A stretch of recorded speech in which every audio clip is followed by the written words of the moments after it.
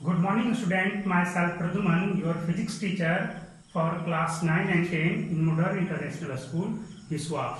Today, just I am going to discuss some topics related with Newton's laws of motion. That means from Newton's second law of motion.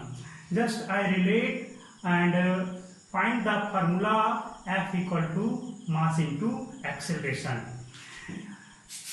First of all, a body of mass m is moving initially with velocity v1.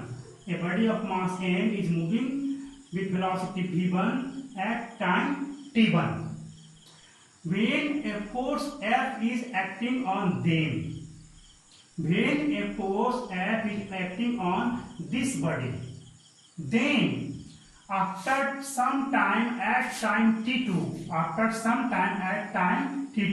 its velocity becomes v2. Then change in momentum. First of all, your initial momentum pi is equal to mass into v1, and after some time at time t2, final momentum is mv2.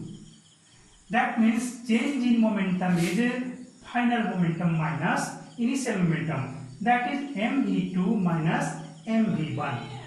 And what is total time taken? Time taken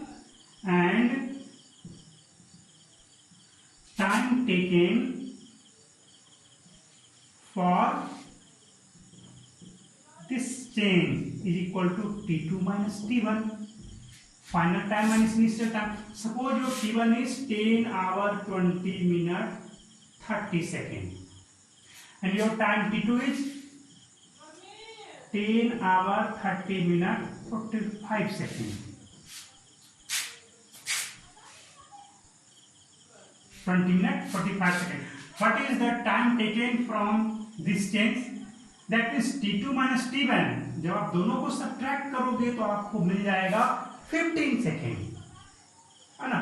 this time t1, so that 10 hour 20 minute 30 second, as your choice, you may let different. So the time taken from this change is t2 minus t1 according to Newton's second law of motion. According to Newton's second law of motion, your Newton's second law of motion say that the rate of change of momentum of the body is directly proportional to applied force. So according to definition or a statement of Newton's second law of motion, if force F is applied on them, so F is directly proportional to change in momentum delta P and delta T. Change in momentum by time taken. This is rate of change of momentum. This is rate of change of momentum. मैंने पिछले दिन आपको बताया था rate of change of momentum क्या है.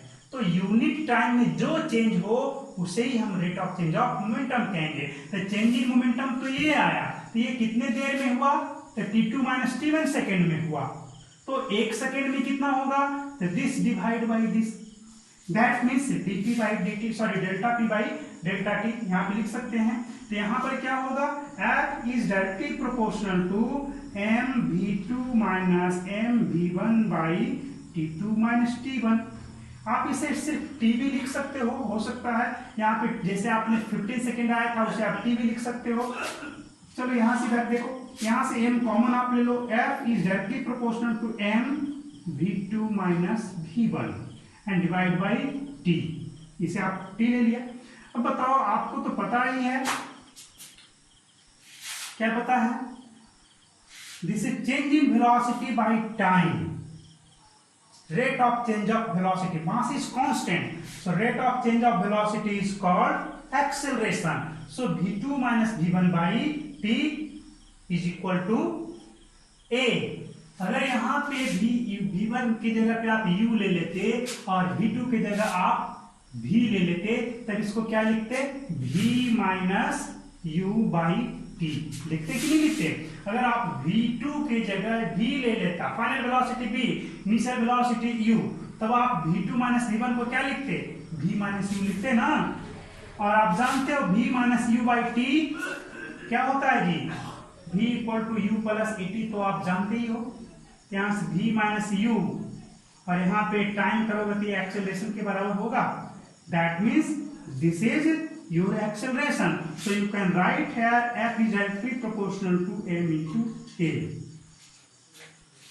If you remove the proportionality sign, this becomes a constant is multiplied here k equal to m into a. So the value of k is 1. Your question is why value of k is 1? The definition of force if when जब आपको force के unit का discussion हो रहा था कि unit तो 1 Newton होता है, सॉरी न्यूटन तो है, the unit of force is Newton. हम 1 न्यूटन का फोर्स किसे कहें, what is 1 newton of force. तो ये तो हमारे जिस समय इसके बारे में डिस्कशन हो रहा था कि 1 न्यूटन का फोर्स क्या है, उस समय हमें पूरी तरह से, उस समय जो कर रहे थे इसका डिस्कशन, उन्हें पूरी तरह से आजादी थी कि वो कुछ भी ले सकते थे। लेकिन उन्होंने क्या किया, उसी समय ये डिफिनीशन दे दिया फोर्स के बारे में कि 1 newton of force is defined as, this is the force 1 newton of force, that means 1 newton is that force which produces an acceleration of 1 meter square of 1 kg mass, है ना।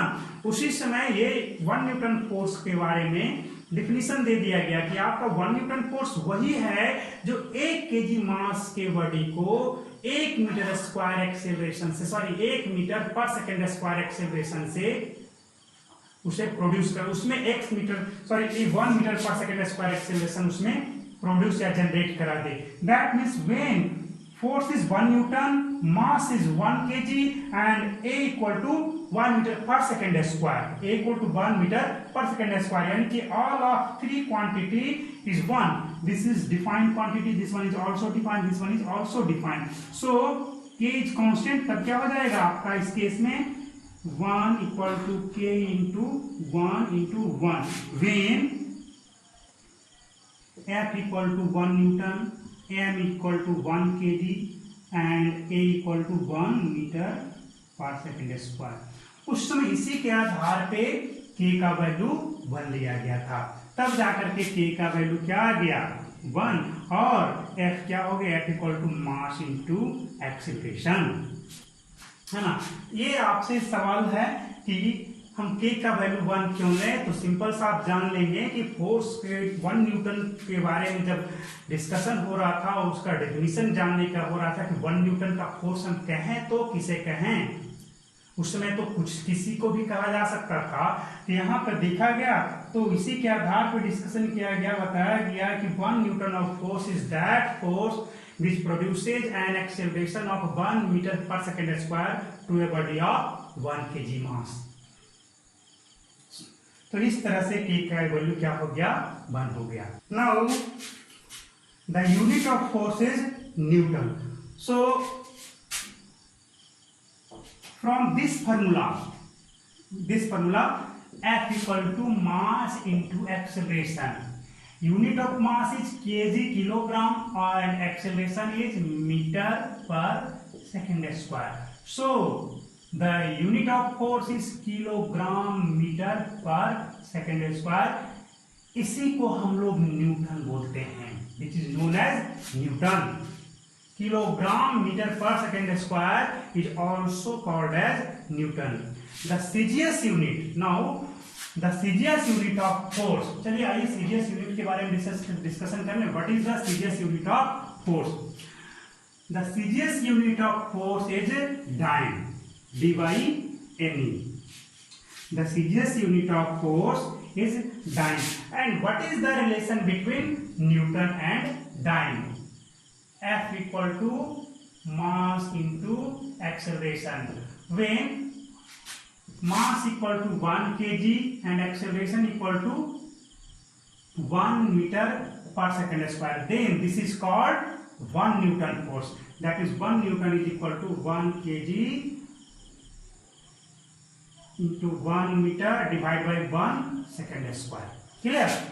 अब हमें CGS unit means you have to take CGS unit, length in centimetre,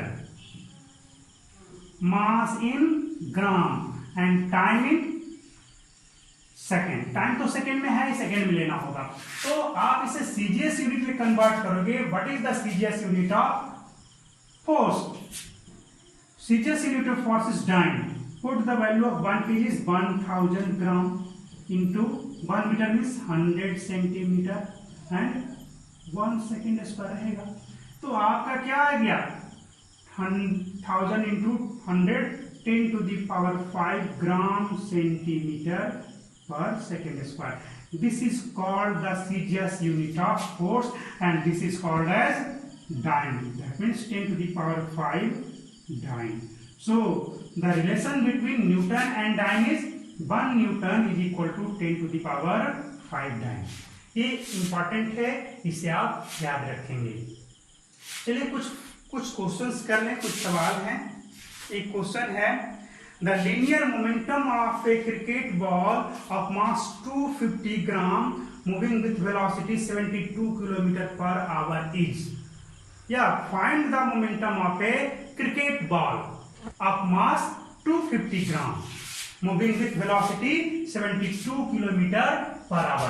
क्या है आपका mass of the cricket ball is 250 gram and velocity is 72 kilometer per hour। What is the momentum of the body?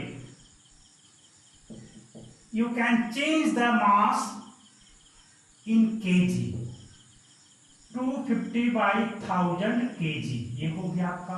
Velocity को metre पर second में change कैसे करते हो? Kilometre per our से कितना से मल्टीप्लाई करना पड़ता है? तो 5 by 18 मीटर पर सेकंड, है ना। तो यहां से क्या आ जाएगा? 4, दैट मीन्स 20 मीटर पर सेकंड आ गया। अब क्या हो जाएगा इसका जी? यहां से 4 आ गया। तो मोमेंटम क्या हो जाएगा? Momentum is equal to mass into velocity. Momentum अब आप यहां से निकाल लो, मास 1/4 इंटू 20 मीटर, तो केजी आ गया metre per second. So 5 kg metre per second हो गया। आप खुद से भी ट्राई कर सकते थे, है ना। It's all for today, next tomorrow.